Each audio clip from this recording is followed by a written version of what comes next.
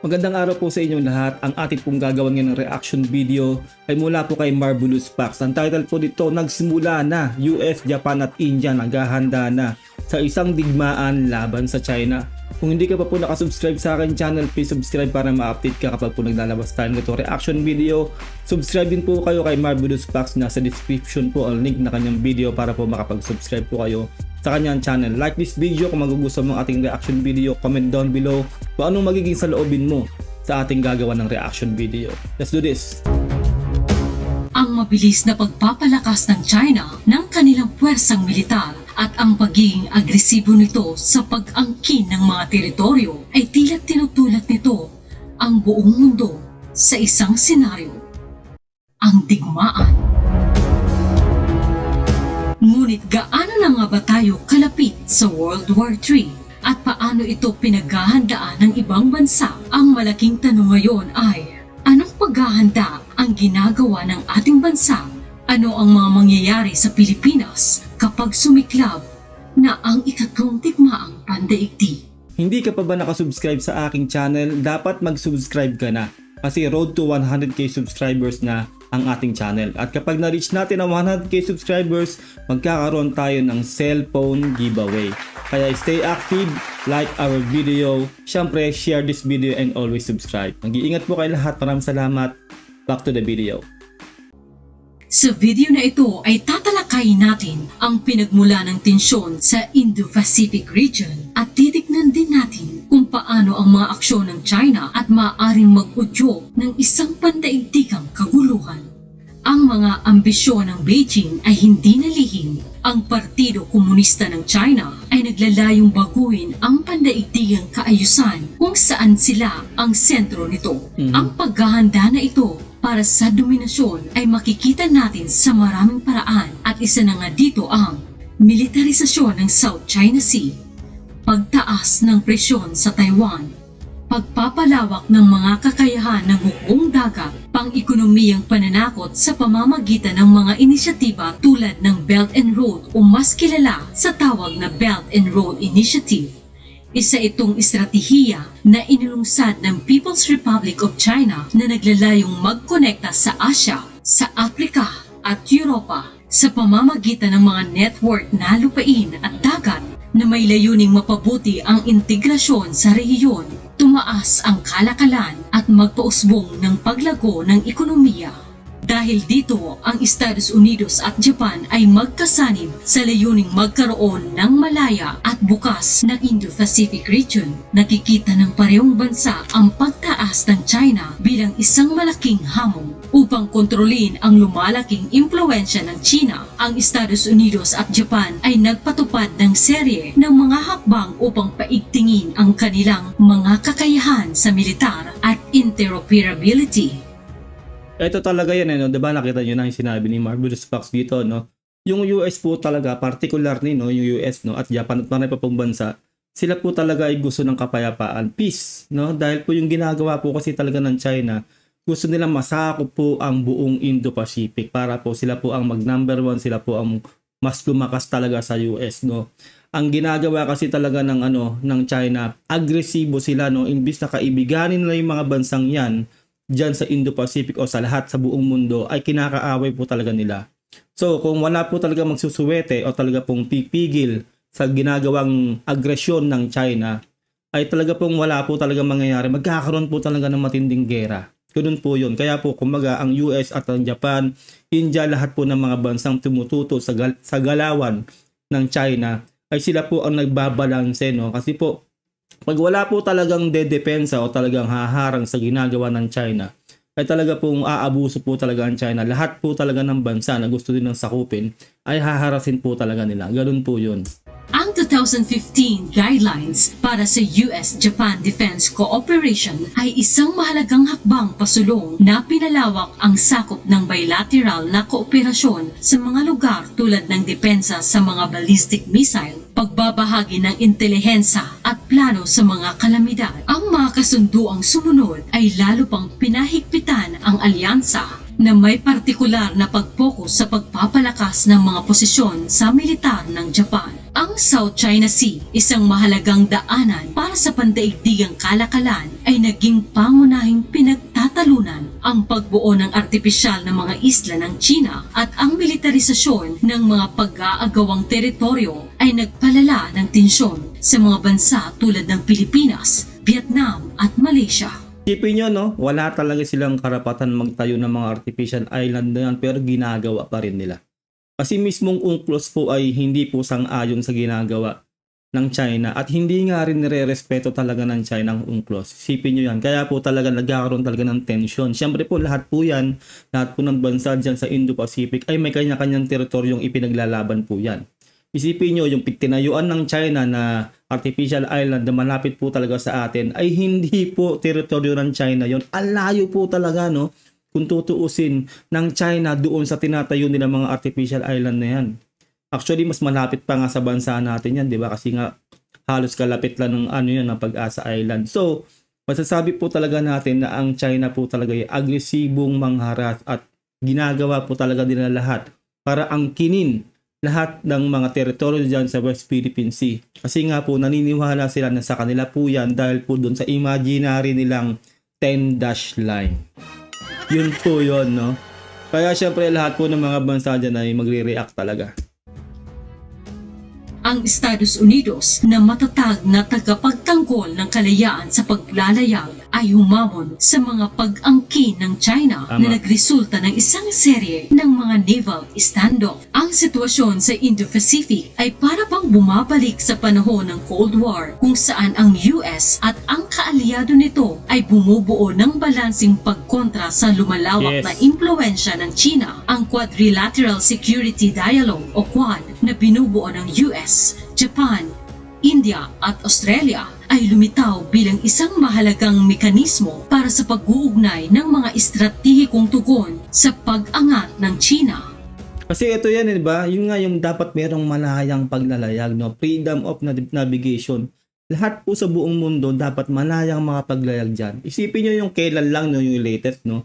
Dumaan lang po yung Canada sa Taiwan Strait. Hinaras din po sila o talagang inano sila talaga ng China. Pero hindi lang pinatulan talaga ng Canada yung China. Kasi alam po nila walang mangyayari. Kasi etong China po talaga, mapang-angkin po talaga sila. Kumbaga, mawawala po talaga yung saysay ng freedom of navigation. Isipin nyo kung talagang inaangkin nila ang buong West Philippine Sea o sinasabi nilang South China Sea. Kanina lang yun. Isipin nyo, di ba talagang walang pwedeng dumaan doon. Yun ang maling-mali po talaga. Kasi nga po sa imaginary nilang 10-dash line. Wala po, hindi po nire-recognize yan ng international law o ng UNCLOS at lahat po ng international law saklaw doon sa sinasabing 10-dash line na yon ng China. Wala pong ganun. Kaya po, hindi po pwedeng i-tolerate itong China sa ginagawa nilang pangharas dyan sa West Philippine Sea. Kasi po, mawawala po talaga yung saysay ng freedom of navigation. Kaya hanggang huli po talaga, ay wala po talagang kakampi dito ang China. Makukuyog po talaga sila. Subukan lang po talaga nila magdeklara ng gera. Wala na, game over na. Lahat po ng bansa halos talaga ay kakalabanin ng China. Wala po, kuyog talaga sila. Ang mga alyansa sa pagitan ng US at Japan ang pundasyon ng estratehiyang ito. Parehong pinatibay ng mga bansa ang kanilang militar at kooperasyon, nagsagawa ng mga joint exercises at nagbahagi ng impormasyon. Ang Japan, na tradisyonal na bansa ng kapayapaan, ay nakaranas ng malaking pagbabago sa patakaran ng depensa na nagpapahintulot sa mga aktibong papel ng militar. Ang Taiwan, isang pulong demokrasya na inangkin ng China, ay nasa sentro ng hidwaan sa pagitan ng US at China. Binibigkas ng Beijing ng paulit-ulit na maibabalik ang Taiwan sa mainland sa pamamagitan ng puwersa kung kinakailangan.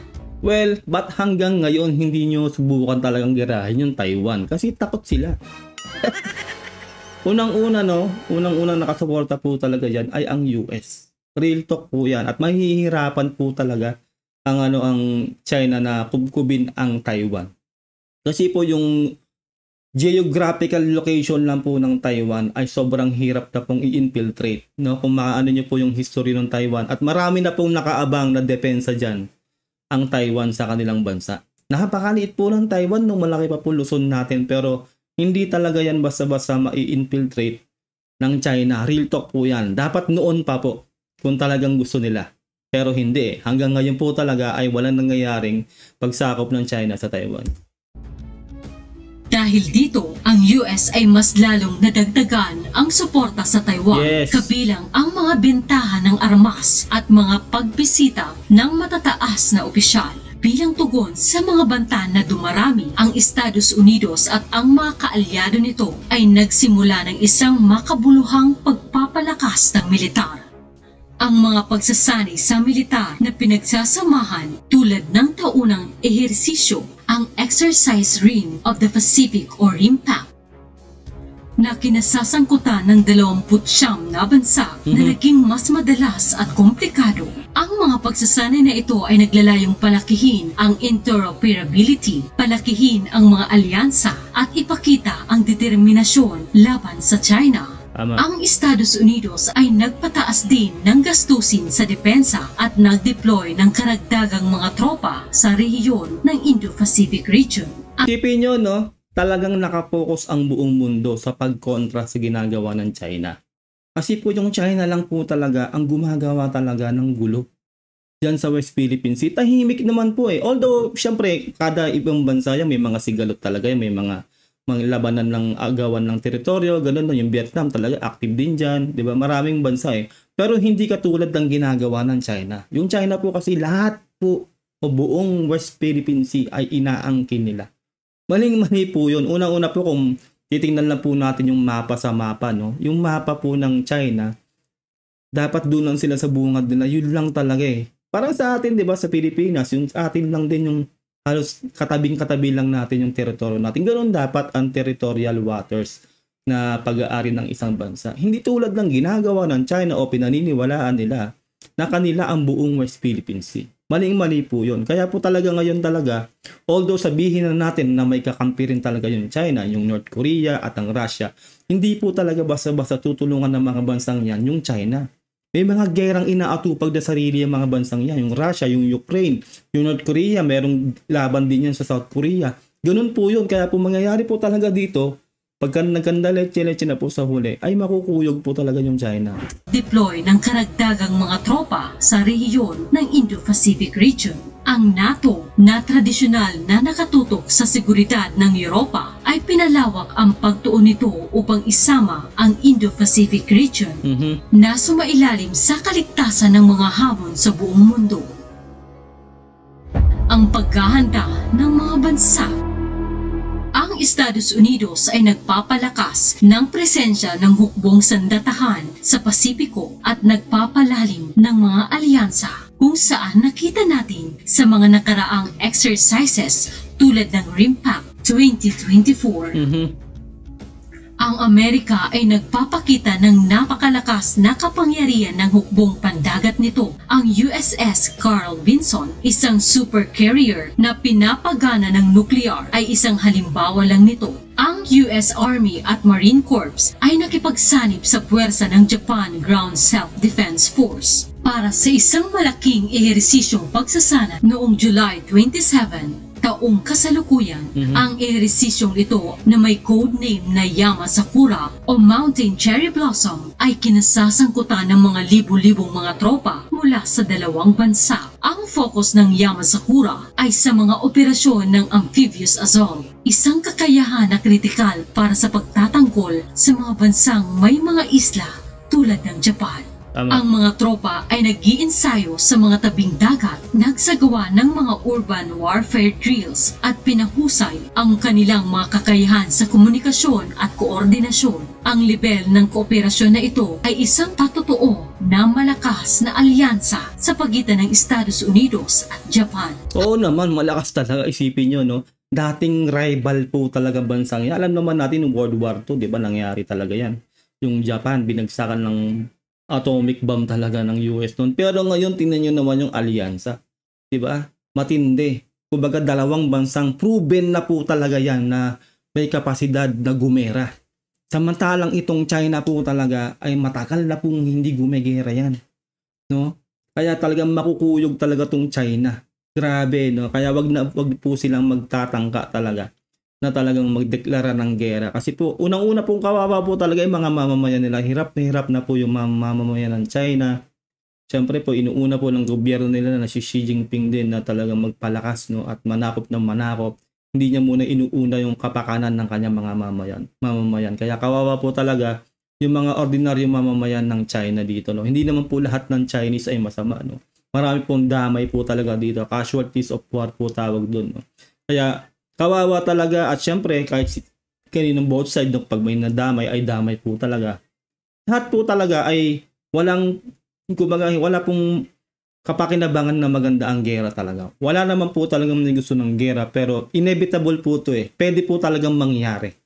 Kaya maghanda na lang po talaga tayo, lalo po tayo, no? Tayo po talaga yung pinag-iinitan ng China dahil po dyan sa territorial waters, no, na inaangkin talaga ng China. At nanggigigil din po talaga ang China dahil po talaga todo ang suporta ng maraming bansa sa atin, particularly ng US. Habang ang ehersisyong ito ay hindi nangangahulugan na papalapit na digmaan, ito ay nagpapahiwatig ng kahalagahan ng paghahanda sa militar sa harap ng kawalan ng katiyakan. Ang Estados Unidos at Japan ay nagpapadala ng isang malinaw na mensahe na handa sila na ipagtanggol ang kanilang bansa at ang kanilang mga kaalyado, kabilang na ang Pilipinas. Eto na. Sa kabila ng pagpapatuloy ng alitan sa Ukraine, ang Russia ay nagiging mapagmatyag sa pagtaas ng China. Tinataguyod nito ang isang balance na may pag-iingat at nakikipagtulungan sa China sa isang larangan, samantalang pinabuti naman ito ang relasyon sa India at iba pang mga bansa sa Asia. Well, hindi po natin maipagkakaila na kahit ikinakaila talaga ng China na sinusuportahan o sinusuplayan din talaga ng China ng mga armaments o talagang militar na na mga sandatahan ang Russia sa laban sa Ukraine. At syempre, ang US din naman ang sumusuporta rin talaga sa Ukraine. Ganoon lang po 'yun no. Pero alam niyo naman ng China, no, lahat 'yan. Sabi ko nga sa inyo, 'di ba? Lahat ng sinasabi nila ay taliwas sa kanilang ginagawa. Dinidinay po nila 'yon na sinusuportahan nila yung Russia. Syempre, magkakaroon din talaga ng matinding kumbaga utang na loob ang Russia sa China. Kaya po, hindi po natin masasabi na hindi talaga tutulungan ng Russia ang China. Kasi po may ganun po sila eh. Kumbaga magkaalyado po sila eh. Kaya secretly, talaga magtutulungan po yan. Pero sa ngayon po kasi talaga, bagsak rin po talaga ang ekonomiya ng Russia. Kasi yung unang-unang nag-declare pa lang po sila ng gera sa Ukraine ay pinris po lahat ng accounts ng Russia. Pati po yung mga import-export po nila ay nag-decline po yun. Talaga po nag-pull out yung mga investor po nila. Kaya hindi po na ganun ka-epektibo yung kanilang ekonomiya. Bagsak din po talaga ang ekonomiya ng Russia. Kasi nga po, itong si Putin ay mainitin ng ulo. Alam naman natin, no? Na talagang hindi siya nag-isip ng maganda. Talagang nagdeklara talaga siya ng gera o nagsimula talaga siya ng gera dun sa Ukraine. Yun po kasi yung matinding epekto nun eh. Pag nagsimula ka ng gera, lahat sa'yo ay babagsak. Siyempre po, wala na pong investor na magtitiwala sa'yo kasi nanggugulo ka eh. Ganun po yun. So kung marami kang investor na pumapasok sa bansa mo at nagdeklara ka ng gera, magpo-pull out po lahat yun. Kasi po wala pong mangyayari. Wala pong trabaho nun, wala pong manufacture nun. Kaya siyempre yung mga investor o yung mga negosyante, magpo-pull out talaga ng kanilang mga ininvest sa'yo sa bansa mo. Ganun po yun. Siyempre po yung kalaban mo ring bansa o yung kaalyado nun, kumbaga, hindi ka rin susuportahan, hindi ka susuplayan nun ng mga kailangan ng bansa mo o mga import-export nun. Ganun po yun. Kaya talagang kawawa ang mga mamamayan ng mga bansa magdedeklara ng gera. Bilang isang lumalagong kapangyarihan din, ang India ay nagpapabuti sa kanyang mga hukbo, lalo na ang kanyang hukbong dagat. Upang tugunan ang impluwensya ng China sa Indian Ocean, pinapalakas din ito ang mga ugnayan sa Estados Unidos, Japan at Australia sa pamamagitan ng Quadrilateral Security Dialogue o Quad.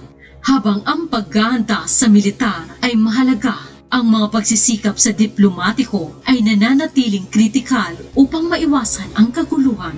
Ang Estados Unidos. Alam nyo ba, ang India ay matagal nang may sigalot dyan between sa China. So ngayon, isipin nyo, no, dati underdog ang India.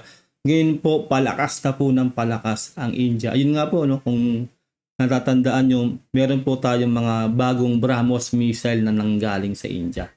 Ganun po, no? Ganun na po katindi ang India at todo rin po ang suporta ng India po sa ating bansa. Siyempre po, kalaban din po talaga nila yung China. Kaya hindi po basta-basta, no? Nasa quad na rin po talaga ang India. Kaya never po talagang babagsak basta-basta rin tong bansang to. Kasi po, lahat po yan eh. Kumbaga, allied nation magkakaalyado. Isipin nyo, no? Sabihin natin gulayat itong si China, pero maraming kalaban. Isipin nyo, no? Kahit gano'n ka kalaki, kung mapagtutulungan ka, babagsak at babagsak ka. Ganun yun. At ang mga kaalyado nito ay nakikilahok sa isang malawak na gawain sa diplomatiko na may layuning pigilan ang China, ganun din ang North Korea at suportahan naman ang Ukraine. Ang mga economic sanction, mga negosasyon, pagkontrol sa armas at kooperasyong international ay mga mahalagang bahagi ng estratehiyang ito. Gayunpaman, ang kahusayan ng diplomatiko ay limitado ng mga aksyon ng mga estadong kalaban. Ang patuloy na agresyon ng Russia at China at idagdag mo pa dyan ang ambisyon sa nuclear ng North Korea ay nagpapahirap na magkaroon ng isang mapayapang resolusyon. Yun talagang, kumbaga yung tatlo na yan, no, na bansang yan talaga lang yung nagpapagulo ng mundo. Tutuusin, no? Siguro tama na rin natin siguro yung Iran, no? Correct me if I'm wrong, no? Pero talagang magulo rin dun talaga sa bansang yun, no? Sa mga bansang yan. Isipin nyo, kumbaga, kung wala yung agresyon ng mga bansang yan, kumbaga, wala yung pagpiplex ng mga bansang yan, mga yan, tahimik po ang buong mundo, no? Wala po tayong pinoproblemang ganito. Pero unang-una talagang demonyo talaga rito yung gobyernong China. Sila po kasi talaga ngayon yung sobrang agresibo po talaga, no? Kaya kawawa po talaga lahat ng mga mamamayan ng buong mundo na madadamay po kung sakasakali po magkakaroon po ng World War III na sana ay wag naman. Wala naman po talagang may gusto ng gera. Pero kailangan po talaga ng mga bansa, particularly natin, na magpalakas po talaga ng ating sandatang lakas. Hindi po kasi tayo pwede mag-sitting pretty lang. O mag-aantay na lang tayo na magkakagera tapos wala tayong kalaban-laban. Dapat po talaga, dapat lang na magpalakas po talaga tayo ng ating sandatang lakas at maghanda kahit po tayo mga sibilyan sa pwedeng mangyaring gera. Ang mga kalaban na ito ay hindi masyadong nagpapakita ng interes na mag-usap, kaya mga pagsisikap sa diplomatiko ay kailangan maging mas matatag at mas malawak. Ano ang mangyayari sa Pilipinas kung sakaling sumiklab na ang gera? Ang ating bansa ay matatagpuan sa gitna ng Asia-Pacific. Ang Pilipinas ay napapagitnaan ng mga pangunahing kapangyarihan sa mundo tulad ng China, Estados Unidos, Japan at Russia. Anumang alitan na kinasangkutan ng mga bansang ito ay tiyak na magdadala sa Pilipinas sa labanan. Sa madaling salita, ang bansa natin ay maaaring maging battleground. Correct. Ang estratehikong... Kumbaga, syempre, yun nga, mayroon tayong mga EDCA sides ngayon, no? Talagang, syempre, nasa side tayo ng US. Ganun po yun eh. Kahit na po sabihin na natin na ang naggegera po talaga ay China at ang Japan. O kaya China at ang US o China at ang iba pa pong kaalyado natin. Hindi po pwedeng hindi po tayo tutulong. Kasi po kaalyado po natin yung mga bansang yun. Damay po talaga tayo. Kahit sabihin natin na hindi tayo yung pinaka-main na kalaban, ay tutulong pa rin po ang Pilipinas. Tulad po nung nangyari noon, yung Battle of Yultong, kung alam niyo po yun, no? Nagpadala po ang Pilipinas ng tulong sa South Korea na lumaban noon. Sipin niyo yun, di ba? Kasi kaalyadong bansa po natin yung South Korea. Ganun po ang mangyayari. Damay pa rin po talaga tayo dahil kaalyado natin yung mga bansang yan. Lokasyon ng bansa na kasama ang mga makasaysayang ugnayan nito sa Estados Unidos ay ginagawa itong isang pangunahing target para sa mga kalaban ng US. Ang posibilidad ng digmaan na kinasasangkutan ng China, Russia at North Korea ay isang realidad na tila hindi natin matatakasan. Tama. That's inevitable. Ang mga kahihinatnan ng isang ganitong sitwasyon ay magiging catastrophe para sa mga pandaigdigang ekonomiya at lahat ng buhay sa mundo. Bagaman ang kahandaan sa militar ay kinakailangan, mahalaga na bigyang prioridad ang mga pagsisikap sa diplomasya at pagpapababa ng tensyon upang maiwasan ang isang madugong digmaan.